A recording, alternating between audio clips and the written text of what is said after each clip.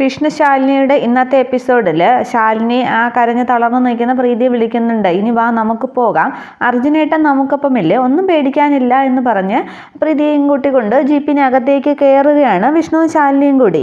ഈ സമയത്ത് റോഷ്നിയുടെ അമ്മ അംബാലിക പുറത്തേക്ക് വന്നിട്ട് ശാലിനിയെ തന്നെ ശ്രദ്ധിച്ചു നോക്കുന്നുണ്ട് കുറേ നേരം. എന്നിട്ട് അവരെന്തൊക്കെയോ ആലോചിച്ച് നിൽക്കുകയാണ്. തുടർന്ന് വിഷ്ണുവും ശാലിനിയും പ്രീതിയും കൂടി അവിടെ നിന്നും അങ്ങ് പോകുന്നുണ്ട്.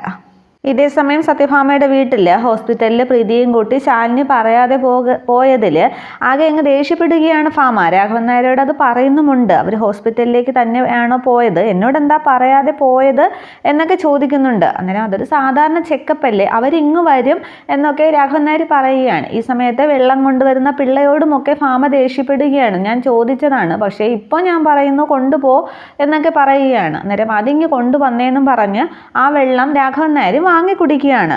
ഈ സമയത്ത് വിഷ്ണുവും ശാലിനിയും പ്രീതിയും കൂടി വീട്ടിലേക്ക് എത്തുകയാണ്. തുടർന്ന് ജീപ്പിൽ നിന്നും ശാലിനിയെ പിടിച്ചൊക്കെ ഇറക്കുകയാണ് വിഷ്ണു. എന്നിട്ട് ആകെ ഒരു പേടിയോടെ നിൽക്കുന്ന പ്രീതിയോട് ശാലിനി പറയുന്നുണ്ട്, പ്രീതിയുടെ വയറ്റിൽ ഇപ്പോൾ ഒരു കുഞ്ഞ് വളരുന്നുണ്ട് എന്നുള്ള കാര്യം സത്യാമ്മ ഇപ്പം അറിയണ്ട, കാര്യം എന്താണെന്ന് അറിയാമല്ലോ എന്ന് പറയുമ്പോൾ അത് തലകുലിക്ക് സമ്മതിക്കുകയാണ് വിഷ്ണു. എന്നിട്ട് അവർ മൂന്നുപേരും കൂടി അങ്ങ് അകത്തേക്ക് കയറുന്നുണ്ട്. തുടർന്ന് അവർ അകത്തേക്ക് കയറുമ്പോൾ ശാലിനിയുടെ തലയിലെ കെട്ടും കയ്യിലെ ബാഗും ഒക്കെ ഭാമ ശ്രദ്ധിക്കുന്നുണ്ട്. തുടർന്ന് രാഘവൻ നായർ വെപ്രാളപ്പെട്ട് എന്ത് പറ്റിയതാ മോളെ എന്ന് ചോദിക്കുമ്പോൾ ഒരു ചെറിയ ആക്സിഡൻറ്റ് പറ്റിയാണെന്ന് വെച്ചാൽ കാര്യമായിട്ടൊന്നും സംഭവിച്ചില്ല എന്ന് പറയുകയാണ്. അത് കേട്ടുകൊണ്ട് തന്നെ ഭാമ പറയുന്നുണ്ട്, റോഡിലൂടെ നടക്കുമ്പോൾ മാനത്ത് നോക്കി നടന്നാൽ ഇതല്ല ഇതിനപ്പുറവും സംഭവിക്കുമെന്ന് ഒരു ആശ്വാസവാക്ക് പോലും പറയാതെ അപ്പോഴും ശാലിനിയോട് ദേഷ്യപ്പെടുകയാണ് ഭാമ. അന്നേരം ഇത് കേട്ടിട്ട് അമ്മയെന്നങ്ങ് വിളിക്കുന്നുണ്ട് വിഷ്ണു. അന്നേരം എന്താടാ, ഇവളുടെ ശ്രദ്ധക്കുറവുകൊണ്ട് ഇവൾക്ക് എന്തെങ്കിലും സംഭവിച്ചാലും അതിൻ്റെ പഴിയും ഞാൻ തന്നെ കേൾക്കണ്ടേ എന്ന് പറഞ്ഞിട്ട് അങ്ങ് തലകുനിച്ച് നിൽക്കുന്ന പ്രീതിയോട് ചോദിക്കുന്നുണ്ട്, ഹോസ്പിറ്റലിൽ പോയിട്ട് എന്തായി മോളെ എന്ന്. അന്നേരം ഒന്നും പറയാതെ പ്രീതി ഇങ്ങനെ കണ്ണും വഹിച്ച് നിൽക്കുമ്പോൾ ശാലിനി പറയുന്നുണ്ട്, കുഴപ്പമൊന്നുമില്ല, ഡോക്ടർ കുറിച്ച് കൊടുത്ത വിറ്റാമിൻ ടാബ്ലറ്റ്സും ടോണിക്കും ഒക്കെ കുറച്ച് കാലം കൂടി മുടക്കണ്ടെന്ന് പറഞ്ഞു എന്ന്. അന്നേരം അതൊന്ന് മൂളി കേട്ടിട്ട് ഇനി ഇവളെ ഹോസ്പിറ്റലിൽ കൊണ്ടുപോകണമെങ്കിൽ ഞാൻ കൊണ്ടുപോയിക്കോളാം, ഇല്ലാത്ത സ്നേഹമൊന്നും ആരും പ്രദർശിപ്പിക്കണ്ട, മനസ്സിലായോ എന്ന് ശാലിനിയോട് ചോദിച്ചിട്ട് ഭാമ അങ്ങ് റൂമിലേക്ക് പോകുന്നുണ്ട്. തുടർന്ന് വിഷ്ണുവിൻ്റെയും ശാലിനിയുടെയും പ്രീതിയുടെയും ആ നിൽപ്പ് കണ്ടിട്ട് രാഘവൻ നായർ മൂന്ന് പേരുടെയും മുഖം നോക്കിയിട്ട് ചോദിക്കുകയാണ്, അല്ല നിങ്ങൾക്ക് എന്നോട് എന്തോ പറയാനുണ്ടല്ലോ, എന്താ ഇല്ലേന്ന് ചോദിക്കുകയാണ്. അന്നേരം വിഷ്ണു ഉണ്ടച്ചാ, പറയാനുണ്ടച്ചാ എന്ന് പറയുകയാണ്.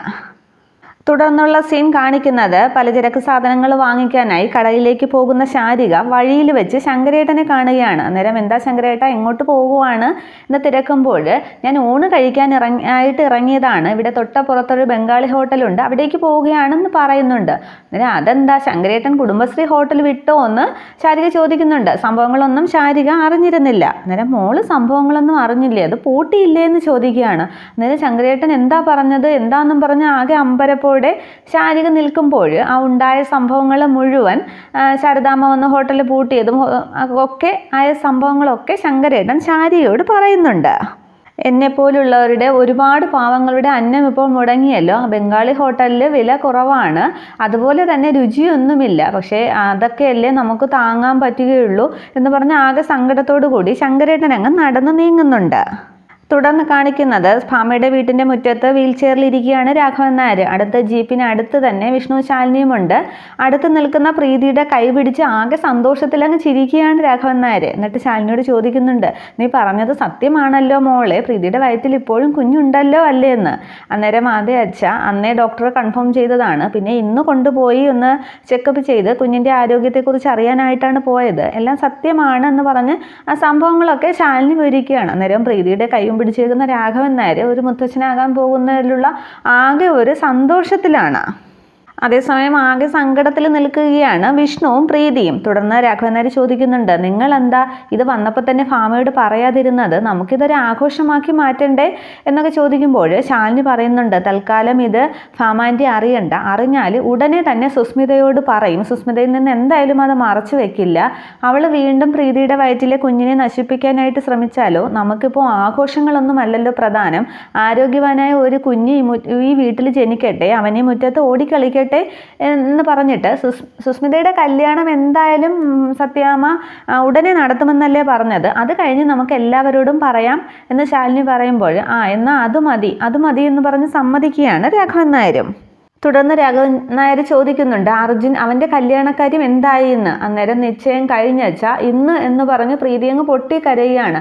തുടർന്ന് രാഘവൻ നായരുടെ കൈയുടെ പിടി വിട്ടിട്ട് പ്രീതി അങ്ങ് കരഞ്ഞുകൊണ്ട് അകത്തേക്ക് കയറി ഓടുന്നുണ്ട്. അന്നേരം മോളെ മോളെ എന്ന് സങ്കടപ്പെട്ട് രാഘവൻ നായർ പുറകെ വിളിക്കുന്നുണ്ട്.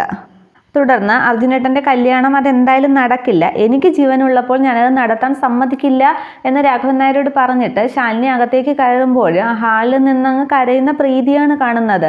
തുടർന്ന് പ്രീതി എന്നും പറഞ്ഞ് ചെന്ന് തോളിൽ പിടിക്കുമ്പോൾ പൊട്ടിക്കരഞ്ഞുകൊണ്ട് ശാലിനിയുടെ നെഞ്ചിലേക്ക് അങ്ങ് വീഴുകയാണ്, അങ്ങ് കെട്ടിപ്പിടിച്ചങ്ങ് കരയുകയാണ് പ്രീതി ശാലിനിയെ. അന്നേരം അത് കണ്ടുകൊണ്ട് വരികയാണ് വിഷ്ണുവും. അന്നേരം അത് കാണുന്ന വിഷ്ണുവിനും ആകെ സങ്കടമാകുന്നുണ്ട്.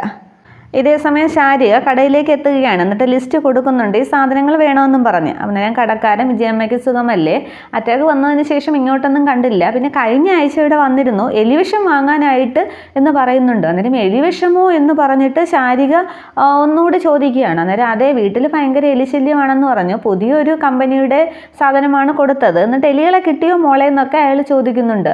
അന്നേരമാണ് ശാരികയ്ക്ക് മനസ്സിലാകുന്നത് ശാരദാമ്മ വന്നപ്പോൾ എലിവിഷമാണ് അതിലുണ്ടായിരുന്നതെന്ന് പറഞ്ഞപ്പോൾ വിജയമ്മ തർക്കിച്ചതൊക്കെ ഓർക്കുന്നുണ്ട്. എലിവിഷം നമ്മൾ വാങ്ങിക്കാറൊന്നുമില്ല, അതുകൊണ്ടാണ് നമ്മളിവിടെ പൂച്ചകളെ വളർത്തുന്നത് എന്നൊക്കെ അങ്ങ് വാവിട്ട് പറഞ്ഞതൊക്കെ വിജയലക്ഷ്മി പറഞ്ഞ് വിജയിച്ച കാര്യങ്ങളൊക്കെ ഓർക്കുന്ന ശാരികയ്ക്ക് കാര്യങ്ങൾ മനസ്സിലാവുകയാണെന്ന്. തുടർന്ന് കടയിൽ നിന്നും ശാരിക അങ്ങ് ഇറങ്ങി പോവുകയാണ്. അന്നേരം കടക്കാരൻ ചോദിക്കുന്നുണ്ട് സാധനങ്ങളൊക്കെ വേണ്ടേന്നൊക്കെ. അതൊന്നും കേൾക്കാതെ ആകെ ദേഷ്യത്തോടു കൂടി വീട്ടിലേക്ക് പോവുകയാണ് ശാരിക. തുടർന്ന് അത്താഴത്തിന് ഭക്ഷണം കഴിക്കാനിരിക്കുകയാണ് വിജയലക്ഷ്മിയും കൃഷ്ണൻകുട്ടിയും കൂടി. അന്നേരം ഒരു ആനയെ തിന്നാനുള്ള വിശപ്പുണ്ട് എന്നൊക്കെ പറഞ്ഞാണ് കൃഷ്ണൻകുട്ടി വന്നിരിക്കുന്നത്. അത് ആദ്യത്തെ സംഭവമല്ലല്ലോ എന്ന് പറഞ്ഞിട്ട് വിജയലക്ഷ്മി എല്ലാക്കെ തുറന്നു നോക്കുന്നുണ്ട്. അന്നേരം അമ്മാവൻ ചോദിക്കുകയാണ് ഇതൊന്നും വിളമ്പി തരാനായിട്ട് ഇവിടെ ആരുമില്ലേ എന്ന്. അവൾ അവിടെ അടുക്കളയിൽ കിടന്ന് എന്തോ മല മറിക്കുകയാണ്, നമുക്കതൊന്നും ചോദിക്കാനുള്ള അധികാരമില്ലല്ലോ എന്നും പറഞ്ഞിട്ട് ചോറും കറിയും ഒക്കെ കൃഷ്ണൻകുട്ടിയുടെ പാത്രത്തിലേക്കും വിജയലക്ഷ്മിയുടെ പാത്രത്തിലേക്കും വിജയലക്ഷ്മി വിളമ്പുന്നുണ്ട്. ഈ സമയത്ത് രാജീവും ഭക്ഷണം കഴിക്കാനായിട്ട് വന്നിരിക്കുക. തുടർന്ന് അടുക്കളയിൽ നിന്നും ഒരു പാത്രത്തിൽ എന്തോ ആയിട്ട് ശാരിക വരുന്നുണ്ട്. തുടർന്ന് സാറും ഇരുന്നോ, നമുക്ക് കുറച്ച് കഴിഞ്ഞിരിക്കാമെന്ന് ശാരിക പറയുകയാണ്. അന്നേരം അതെന്താ, മനുഷ്യന് വിശപ്പിനല്ലേ ഭക്ഷണം കഴിക്കേണ്ടത്, നീ കഴിക്കടാന്ന് വിജയലക്ഷ്മി പറയുമ്പോൾ തൻ്റെ പാത്രത്തിലേക്ക് ചോറൊക്കെ രാജീവും വിളമ്പുന്നുണ്ട്. തുടർന്ന് ശാരിക കൊണ്ടുവന്ന പാത്രം ടേബിളിന് മുമ്പിൽ പുറത്ത് വെച്ചിട്ട് അവിയലാണ് വിളമ്പട്ടെ എന്ന് അമ്മാവനോട് ചോദിക്കുകയാണ്. പിന്നെന്താ ചോദിക്കാനുണ്ടോ, ഇങ്ങോട്ട് വിളമ്പ് എന്ന് അമ്മാവൻ പറയുമ്പോൾ 2 തവി അവിയൽ പിന്നെ അമ്മാവൻ്റെ പാത്രത്തിലേക്ക് ശാരിക ഇടുകയാണ്. അന്നേരം ശാരിക അങ്ങ് രൂക്ഷമായിട്ട് നോക്കുകയാണ് അമ്മാവനെയും വിജയലക്ഷ്മിയെയും. തുടർന്ന് അമ്മയ്ക്ക് വിളമ്പട്ടെ എന്ന് ചോദിക്കുമ്പോൾ എങ്ങനെയുണ്ട് കൃഷ്ണൻകുട്ടി ചേട്ടാ, വായിൽ വെക്കാൻ കൊള്ളാമോ എന്ന് ചോദിക്കുകയാണ്. അന്നേരം നല്ല ടേസ്റ്റ് ഉണ്ട്, ഇത് മതി ഒരു പറ ചോറുണ്ണാനായിട്ട് എന്ന് അമ്മാവൻ പറയുമ്പോൾ എന്നാൽ എനിക്കൂടി വിളമ്പ്, ഉയിര് കിടക്കാൻ എന്തെങ്കിലും വേണ്ടേ എന്ന് വിജയലക്ഷ്മി ശാരിക കളിയാക്കി പറയുമ്പോൾ വിജയലക്ഷ്മിക്കും അവിയൽ ശാരിക വിളമ്പുന്നുണ്ട്. തുടർന്ന് താനിരിക്കുന്നില്ലേ എന്ന് രാജീവ് ചോദിക്കുമ്പോൾ ഇവർ കഴിച്ചിട്ട് ഞാൻ ഇരുന്നോളാം എന്ന് പറയുകയാണ്. അന്നേരം അത് തന്നെയാണ് നല്ലത്, ആർക്കെങ്കിലും എന്തെങ്കിലും കുറവുണ്ടെങ്കിൽ അതങ്ങോട്ട് വിളമ്പടി എന്ന് വിജയലക്ഷ്മി പറയുകയാണ്. അന്നേരം അത് ഞാൻ ചെയ്തോളാം, എല്ലാവരും നിറച്ച് കഴിച്ചാൽ മാത്രം മതി എന്ന് ശാരിക പറയുകയാണ്. തുടർന്ന് അവിയൽ ഇങ്ങോട്ട് എടുക്കുക എന്ന് രാജീവ് പറയുമ്പോൾ അതെടുത്ത് രാജീവിൻ്റെ മുമ്പിലേക്ക് വയ്ക്കുകയാണ് വിജയലക്ഷ്മി. അന്നേരം സാറത് കഴിക്കണ്ട എന്ന് പറഞ്ഞിട്ട് ആ പാത്രം അങ്ങ് ശാരിക എടുക്കുന്നുണ്ട്. തുടർന്ന് അതെന്താടി ഞങ്ങൾക്ക് മാത്രം ഒരു സ്പെഷ്യൽ എന്ന് ചോദിക്കുമ്പോൾ ഇത് അമ്മയ്ക്കും അമ്മാവനും മാത്രമായിട്ടുള്ളൊരു സ്പെഷ്യലാണ്, മഹാത്മാഗാന്ധി LP സ്കൂളിലെ കുട്ടികൾക്ക് കൊടുത്ത അവിയലിൻ്റെ ഒരു പങ്ക് എന്ന് ശാരിക പറയുമ്പോൾ അങ്ങ് അവിയലും ചോറും കൂടി അങ്ങ് കൂട്ടിക്കൊഴിച്ച് വാരി വലിച്ച് കഴിക്കുകയാണ് കൃഷ്ണൻകുട്ടി അമ്മാവൻ. അന്നേരം ശാരിക പറഞ്ഞത് കേൾക്കുന്ന അമ്മാവൻ സ്പെഷ്യൽ എന്ന് പറഞ്ഞിട്ടാണ് പെട്ടെന്ന് ഓർക്കുന്നത് വിജയലക്ഷ്മി എലിവിഷമുണ്ടെന്ന് പറഞ്ഞ കാര്യം. തുടർന്ന് മുരിങ്ങക്കായൊക്കെ വായിൽ നിന്നും അങ്ങ് അമ്മാവൻ്റെ വായിൽ നിന്നും അങ്ങ് വീഴുകയാണ്. തുടർന്ന് വിജയലക്ഷ്മി ഒന്ന് പേടിക്കുന്നുണ്ട്. എനിക്ക് വേണ്ടാന്നും പറഞ്ഞ് അമ്മാവനും എഴുന്നേൽക്കുമ്പോൾ അതെന്താ അമ്മാവൻ വേണ്ടാത്തേ, കഴിക്കണം എന്ന് പറഞ്ഞ് ശാരിക അമ്മാവനെ പിടിച്ചങ്ങ് കസേരയിൽ ഇരുത്തുകയാണ്. അന്നേരം രാജീവ് ചോദിക്കുന്നുണ്ട് അമ്മാവന് വേണ്ടെങ്കിൽ പിന്നെ എന്താ നിർബന്ധിക്കണ്ടെന്ന് പറയുന്നുണ്ട്.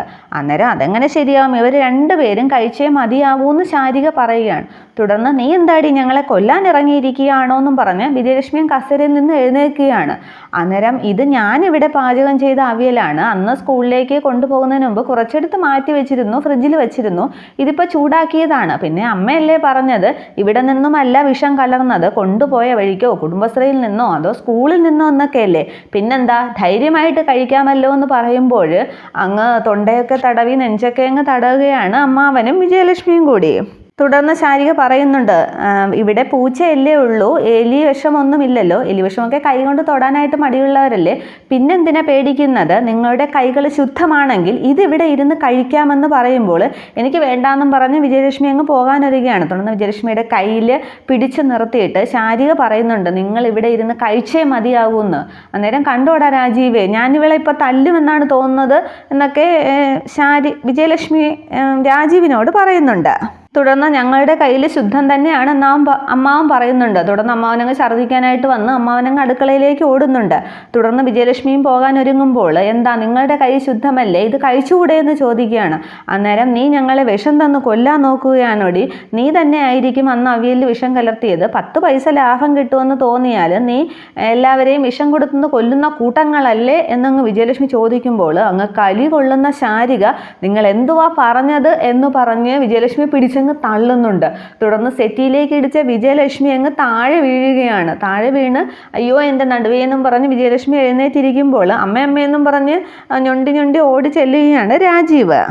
തുടർന്ന് വിജയലക്ഷ്മി അങ്ങ് വാവിട്ട് വിളിക്കുകയാണ്, എൻ്റെ ഹൃദയം പണ്ടേ പോയി, ഇപ്പോൾ നട്ടെല്ലും പോയി, എന്നെ ഒന്നിനും കൊള്ളില്ല എന്നൊക്കെ പറഞ്ഞങ്ങ് നിലവിളിക്കുമ്പോൾ അമ്മയൊന്നും പതുക്കെ പറയും, നാട്ടുകാർ കേൾക്കുമെന്ന് പറയുകയാണ്. അന്നേരം നാട്ടുകാരൊക്കെ കേൾക്കട്ടെടാ, നിൻ്റെ ഭാര്യ എന്നെ ഇവിടെ ഇട്ട് ചവിട്ടി കൂട്ടുന്നത് നിനക്ക് കാണാൻ പറ്റുന്നില്ലേ, എന്നിട്ടും നീ ഒന്നും ചോദിക്കുന്നില്ലല്ലോ, എൻ്റെ രാഘേട്ടൻ ഉണ്ടായിരുന്നെങ്കിൽ എനിക്ക് ഗതിയൊന്നും വരില്ലായിരുന്നു, നിൻ്റെ ശമ്പളം വാങ്ങിച്ചെടുക്കാൻ പറ്റാത്തതിൽ അവൾക്കൊരു ദണ്ണമുണ്ടെന്ന് പറഞ്ഞില്ലേ, അത് മുഴുവൻ അവൾ വാങ്ങിച്ചെടുത്തോട്ടെ, ഇവിടെ ആർക്കും ഒരു പരാതിയുമില്ല, വിശപ്പിന് 2 വറ്റ് ചോദിച്ചതിനാണോടാ ഇങ്ങനെ ഇട്ട് തല്ലുന്നത് എന്നും പറഞ്ഞങ്ങ് ബഹളം വെച്ച് ഉറക്കെ അങ്ങ് പറയുകയാണ് വിജയലക്ഷ്മി. അന്നേരം വിജയെന്ന് വിളിച്ചുകൊണ്ട് അമ്മാവനും അങ്ങ് അവിടേക്ക് വരുന്നുണ്ട്. തുടർന്ന്, എനിക്ക് പ്രായമായി പോയി, ഇല്ലെങ്കിൽ കൃഷ്ണൻകുട്ടി ചേട്ടനെ വിളിച്ചുകൊണ്ട് ഞാനിവിടെ നിന്ന് റോഡിലേക്ക് ഇറങ്ങിയേണേ എന്ന് പറഞ്ഞങ്ങ് വിജയലക്ഷ്മി പറയുമ്പോൾ, ഇറങ്ങി പോകാൻ പറ സാറേ എന്നും പറഞ്ഞങ്ങ് കൈയും കെട്ടി ദേഷ്യത്തോടെ നിൽക്കുകയാണ് ശാരിക. ശാരിക പറയുന്നത് കേട്ട് രാജീവ് ശാരികയെ ഒന്ന് നോക്കുന്നുണ്ട്. ഇത്രയുമാണ് നാളത്തെ പുതിയ എപ്പിസോഡ്. Okay, thank you.